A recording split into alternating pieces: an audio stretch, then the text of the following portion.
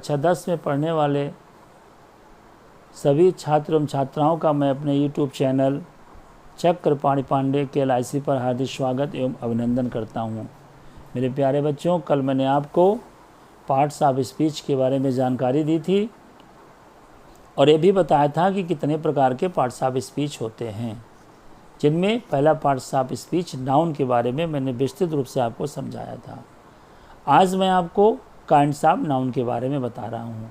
जो भी चीज़ें मैं आपको यहाँ बता रहा हूँ वो सारी चीज़ें मैं अपने डिस्क्रिप्शन बॉक्स में डाल दूँगा। आप वहाँ से नोट कर लीजिएगा और अपना नोट्स तैयार कर लीजिएगा। आपके पेपर में काइंड्स ऑफ नाउन लिखने के लिए नहीं आएगा, नाउन की परिभाषा लिखने के लिए नहीं आएगी, लेकिन चूँकि ग्रामर आप पढ़ रहे हैं, चाहे वो हिंदी का ग्रामर हो, चाहे वो इंग्लिश का ग्रामर हो, चाहे वो संस्कृत का ग्रामर हो, व्याकरण को पढ़ने के लिए आपको सभी चीज़ों को जानना आवश्यक है। तो आज मैं आपको काइंड्स ऑफ नाउन के बारे में बता रहा हूँ। नाउन 5 प्रकार के होते हैं। There are 5 kinds of noun. पहला है प्रॉपर नाउन, दूसरा है कॉमन नाउन, तीसरा है कलेक्टिव नाउन, चौथा है मटेरियल नाउन और पांचवा है abstract noun.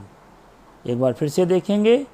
Proper noun, common noun, collective noun, material noun और एब्स्ट्रैक्ट नाउन। पहला आता है प्रॉपर नाउन अर्थात व्यक्तिवाचक संज्ञा। प्रॉपर नाउन मैं एग्जाम्पल देके आपको समझा रहा हूँ। Rajesh is my friend. Rajesh मेरा दोस्त है, इसमें राजेश प्रॉपर नाउन है। Maya is a gentle lady. Maya एक सज्जन महिला है, इसमें माया प्रॉपर नाउन है। We live in India. हम भारत में रहते हैं, इसमें इंडिया प्रॉपर नाउन है। Delhi is the capital of our country. Delhi हमारे देश की राजधानी है, इसमें दिल्ली प्रॉपर नाउन है। अर्थात प्रॉपर नाउन से व्यक्ति, स्थान, देश, शहर, स्थान के नाम का बोध होता है। जिस शब्द से, इसी परिभाषा को थोड़ा उलट दें, कायदे से बना लें। जिस शब्द से देश, स्थान, व्यक्ति के नाम का बोध होता है उसे हम व्यक्तिवाचक संज्ञा कहते हैं। अर्थात किसी के निजी नाम को जिस नाम से हम पहचानते हैं, जानते हैं, वो हम व्यक्तिवाचक संज्ञा के अंतर्गत रखते हैं। एग्जाम्पल देके मैंने आपको समझा दिया। दूसरा है कॉमन नाउन। कॉमन नाउन जातिवाचक संज्ञा। देखेंगे इसके बारे में। जैसे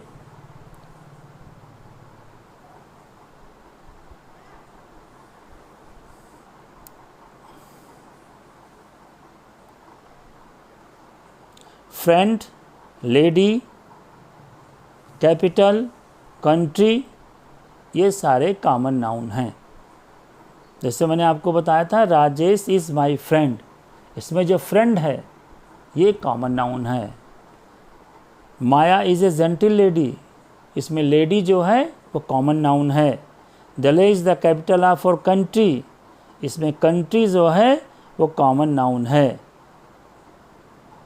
वी लिव इन इंडिया, हम भारत में रहते हैं। तो ये जो सारी चीज़ें हैं ये कॉमन नाउन के अंतर्गत आती हैं।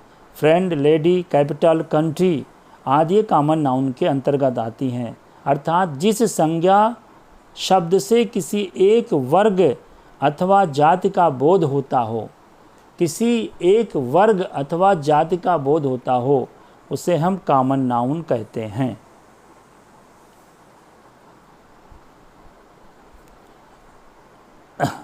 द डॉग इज़ फेथफुल, इसमें कॉमन नाउन क्या है? डॉग है। बर्ड्स फ्लाई, चिड़िया उड़ती है, कॉमन नाउन क्या है? बर्ड्स है। ट्रीज कॉजेज रेनफॉल, इसमें ट्रीज क्या है? कॉमन नाउन है। ये मूर्त वस्तुओं के नाम हैं, इनकी गिनती की जा सकती है, अतः इनको हम काउंटेबल नाउन के अंतर्गत भी रखते हैं। Milk is useful for children, दूध बच्चों के लिए लाभदायक है। The horse eat grass, grass common noun है। A lot of oil is found in Iraq, oil common noun है। और पहले वाले में मिल्क कॉमन नाउन है। इन चीज़ों को गिना नहीं जा सकता, ये अनकाउंटेबल नाउन्स के अंतर्गत आती हैं, तो ये भी जातिवाचक संज्ञा के अंतर्गत आती हैं। तो ये जो है इसको आप ध्यान से पढ़ेंगे। पहला प्रॉपर नाउन, दूसरा कॉमन नाउन। ये काइंड्स ऑफ नाउन के में आज मैंने 2 नाउन के बारे में आपको जानकारी दी है और दोनों नाउन के अंतर के बारे में मैंने आपको समझाया है। एक है व्यक्तिवाचक संज्ञा जो निजी नाम के लिए जाना जाता है, एक होता है जातिवाचक जो किसी विशेष वर्ग जाति की पहचान बनाता है। इसमें 2 प्रकार के होते हैं, काउंटेबल जिनको गिना जा सकता है, दूसरा होता है अनकाउंटेबल जिनको हम गिन नहीं सकते हैं। तो आज के अध्याय में मैंने सिर्फ आपको इतना ही पढ़ाया है, इतनी ही जानकारी दी है।